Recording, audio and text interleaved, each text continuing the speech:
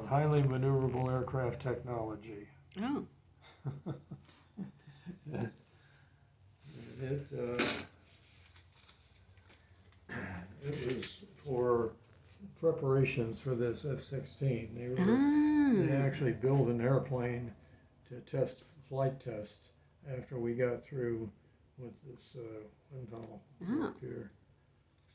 This is the 8x6 again with the wind tunnel walls there, and that was familiar. Yeah. I didn't know I had that one. This is the actual aircraft, the first aircraft, and I got to be out there for the rollout in Texas, getting ready for the testing that we were doing, and they actually had built it and they rolled it out from the hangar. I was the only one there from Cleveland, so I got to go represent Cleveland. That's nice. And here's the space shuttle here, one of the tests we're flying the shuttle, just the big airplane of it. There's a wind tunnel. The shock waves are actually reflected in this mirror. Oh, you can reflect shock waves in a mirror. Well, you can see the window in the wind tunnel. Oh, okay. So it's not the mirror. It's just that you can see them. This is the mirror. Okay. But this is where the light's coming out of. Okay. And the light is actually coming into the mirror and being reflected into the wind tunnel, and then you see the shock waves on the other side. Oh, wow. And this is Ken Baskin. This is the guy I worked with for a number of years. And this is a re-entry test, coming back from space. There's one young lady that worked with us. She was a technician there and worked at it. Another young lady. Nice. This is Ranjani Balasubramaniam. Wow, you remember her name. 26 letters in that name. I remember her name. Great. We called one of the guys couldn't pronounce the name, so he called her Ranjan. Ranjan. But she was interesting. Family was from India, and she lived in Cleveland. They lived in Cleveland, and she went to a girls' school there on the west side of Cleveland. And she came out, and she actually spent summers with us for a couple of years. I got to meet her dad. Her dad was the actual treasurer of Cleveland. Whoa. Yeah. Wow. Yeah.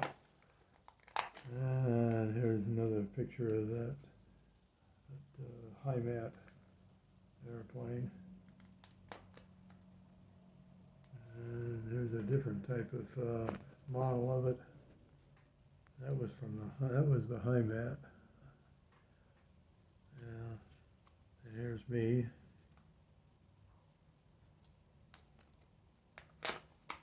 And there's the HIMAT again.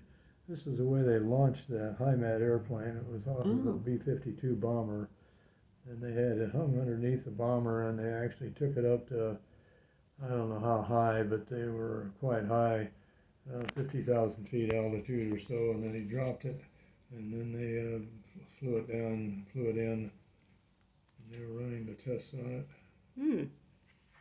But it's a Mach 2.5, I think. 2.5 times the speed of sound. And there's another lady that worked with us. She was not a technician, she was an engineer. Okay. Can't remember her name now, but she definitely was with us a few times.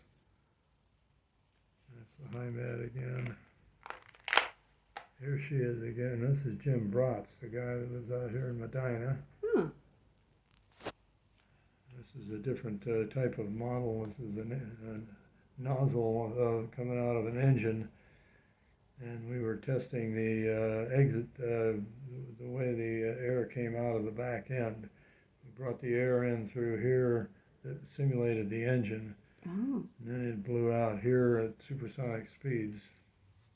How often did you do testing at the wind tunnel? Was it once a month or once a week? No.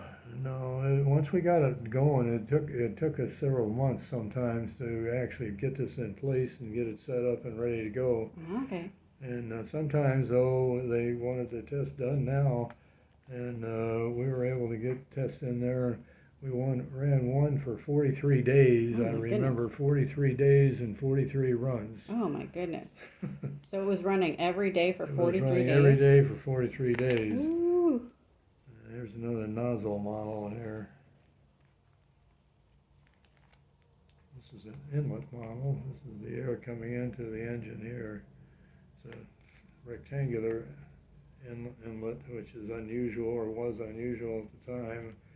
And I don't think they ever really used it too much.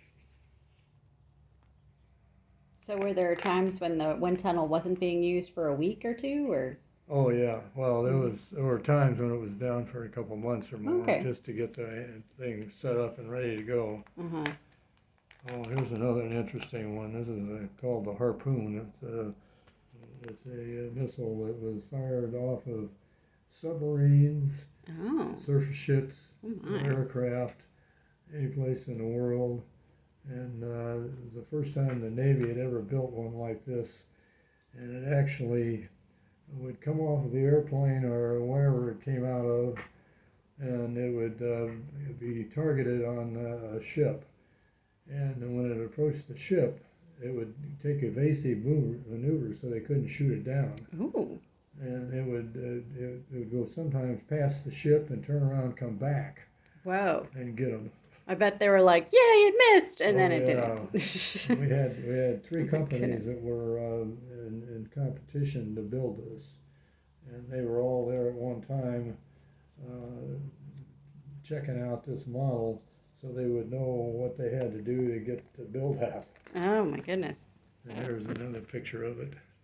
This thing was actually built so it could go up and down like this too at high angles. Okay. There's a guy I work with in the wind tunnel. This is the 9x15 wind tunnel, and it's a lower speed. It's only like 300 or 400 miles an hour. And that's actually in the return loop of this wind tunnel. Oh. The air goes around and back through here on the backside of it. So you can do two tests at the same time? Well, no, you can't run them both at the same Okay. time, really. But you can run, this is the lower speed. And they did a lot of low-speed testing on jet engines That makes for sense. commercial aircraft. Right. There's a different airplane here. This is it's a supersonic Stovall concept running in the low-speed wind tunnel. And there's a bunch of guys here getting ready to do some testing on that model.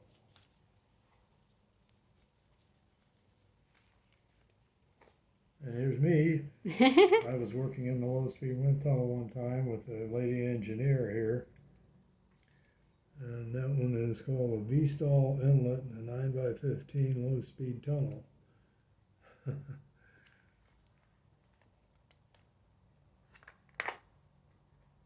There's another one that's in the low-speed tunnel that is a commercial aircraft that they tested.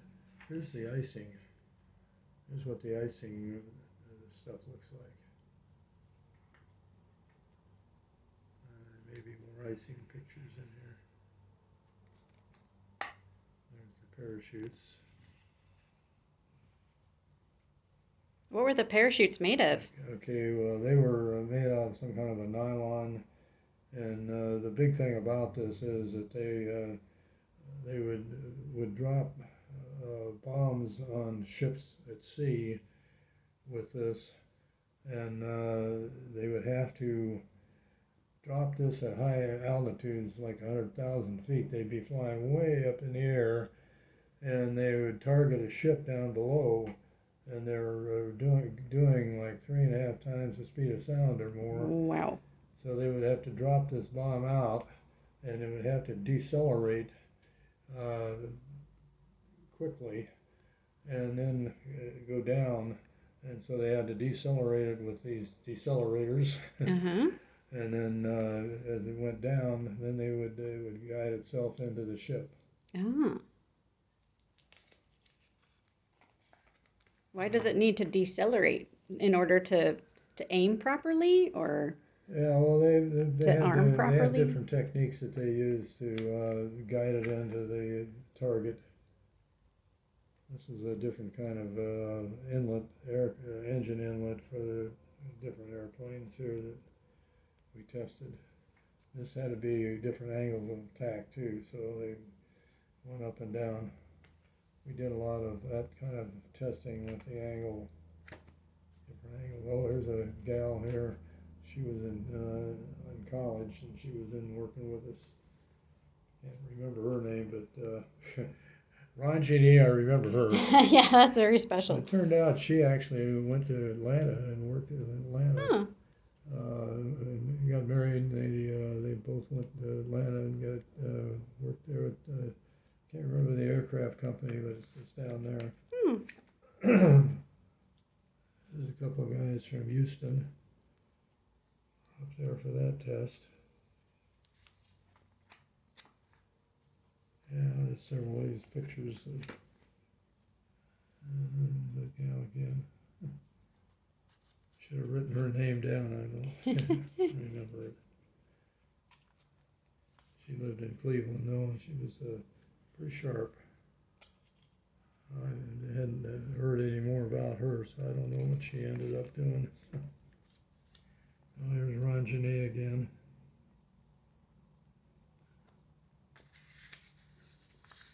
There was our luncheon group. The DLB. I remember the DLB. Remember the DLB? Remember what Indeed. that stood for? The Drunken Lunch Bunch. Yes. How could you forget that? I know. Which is funny because you guys usually didn't go places where they served alcohol. I thought that was kind of funny. Oh, no, that was later. Oh, that was The later. DLB is why, because they drank more than they ate. Ah. That's what we started off at. Oh, I see. And then So later when you get older, you're like, I can't really do that. When we got older, then we ate more than we drank. That's pretty funny. I'm looking here. There you go. That's what I wrote down here. DLB, or Drunken Lunch Bunch, organized by me in the 60s. Still meeting until 2019. Wow. That's 59 years. Good job. Yeah, we enjoyed that. It was an excuse to go and get away from work. And here was all the names of all the people that were involved in it. Wow, there's quite a few.